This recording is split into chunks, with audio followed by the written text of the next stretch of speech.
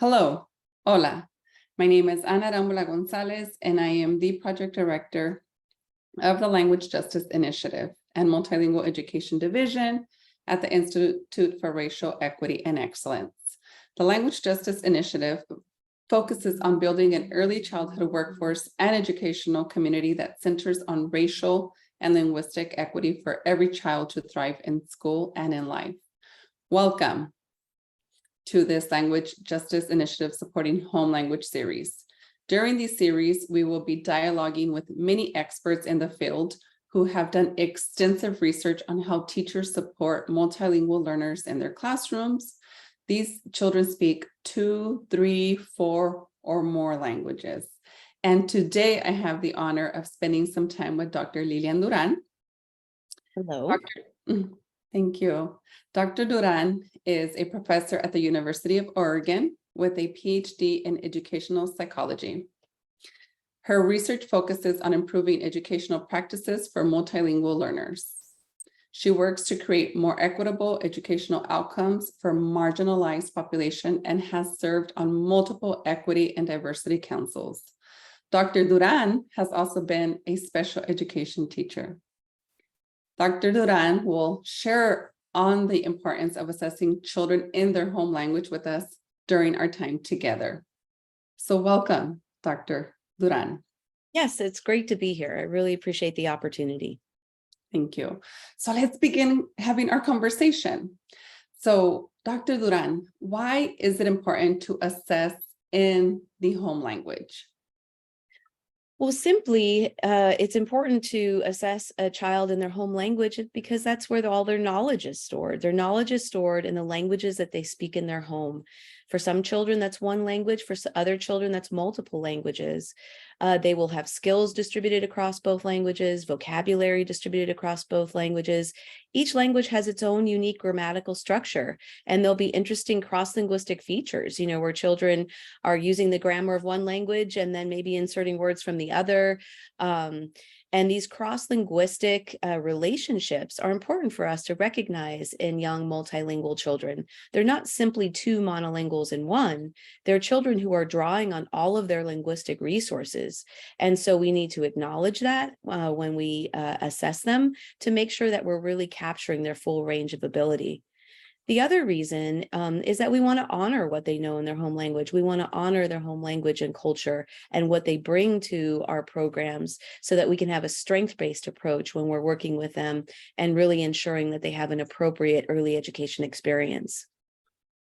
Thank you so much for providing that foundation on the importance of really embracing all of the languages that children have in their repertoire. So, Dr. Duran, just to continue on what you just said, how important is it, and how can teachers really take into account those language proficiency levels in assessing children in those languages? Yes, so our multilingual children across the U.S. have a range of experience and exposure to both their home language and English. And they're young children, so they're in the process of developing language generally. All 3 to 5-year-olds are emergent speakers because they're simply learning language.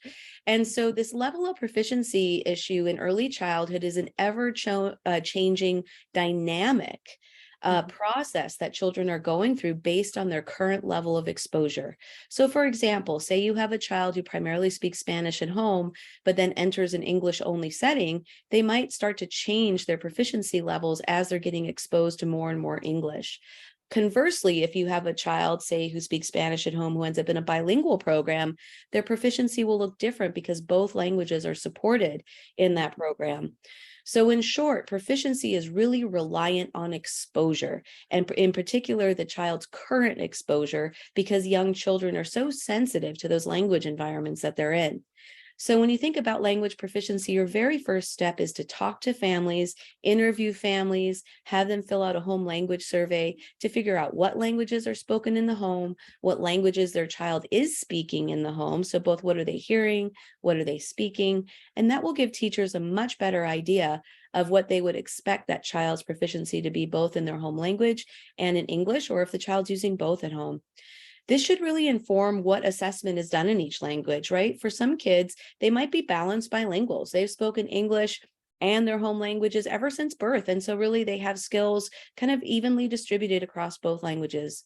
But we also know that there's other kids who are primarily speaking their home language and learn English as they get introduced in our early childhood programs, either through home visiting or going to a preschool. And that child's proficiency will look different because they'll be emerging in English, but have all of that strong proficiency in their home language. So practitioners and teachers out there just really need to be sensitive to that child's home language environment, gather information, talk to families, and then also consider their instructional environment. Is it a bilingual environment? Is it English only? And how do they think that that is affecting that young child's language proficiency? Once they understand that, then it's much easier to know what language or languages to assess in, and what would you expect that child's performance to be in that language based on their proficiency, because you know more about their exposure. Thank you for saying that. And it's important, you highlighted it, connect with families. Families are our greatest and best resource that we have as educators to better support our children in our classroom.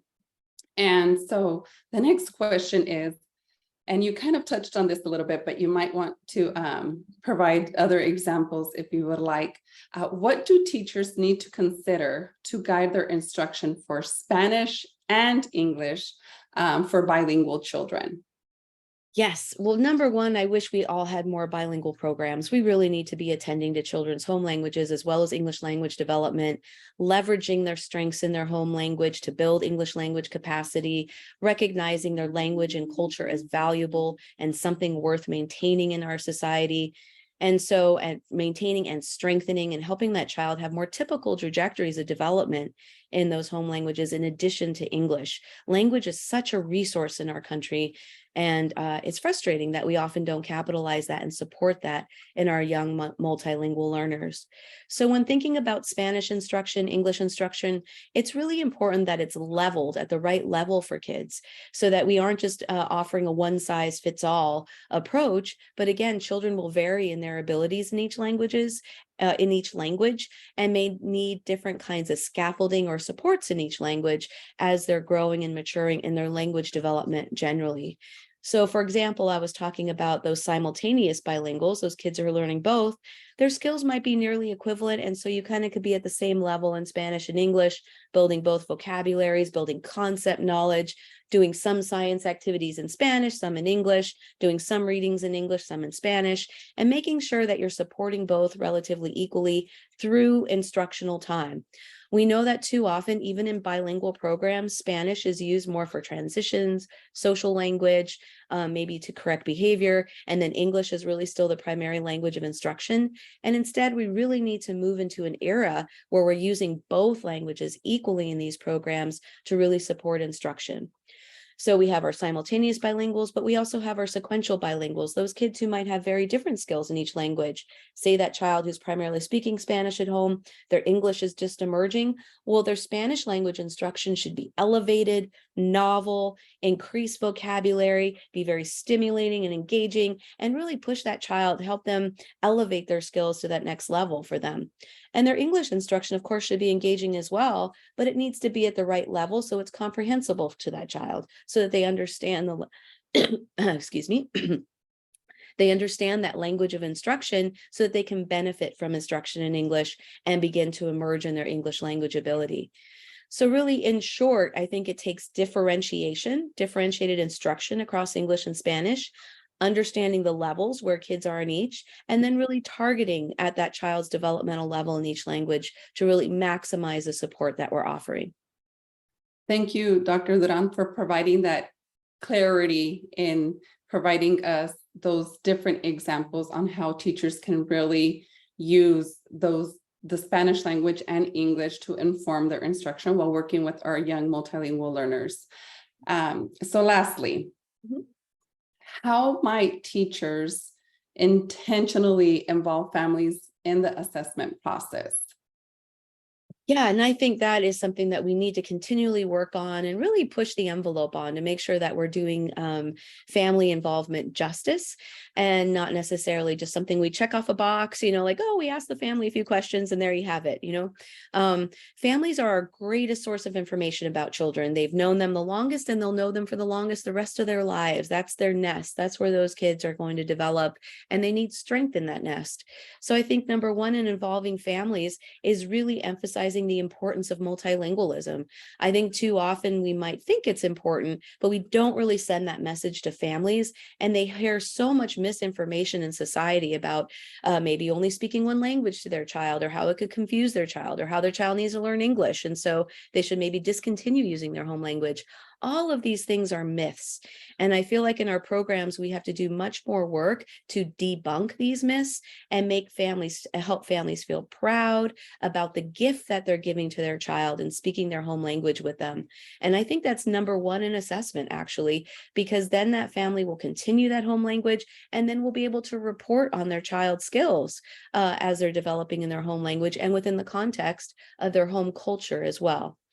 So, and second, I think we need to do more work in interviewing families and really spending time with them, ethnographic interviewing, where we ask them questions about their experiences, where they have them tell us stories about their child. What are some of the sparkle elements of their child? What are some of those things that make their child really special and really show their unique strengths and abilities?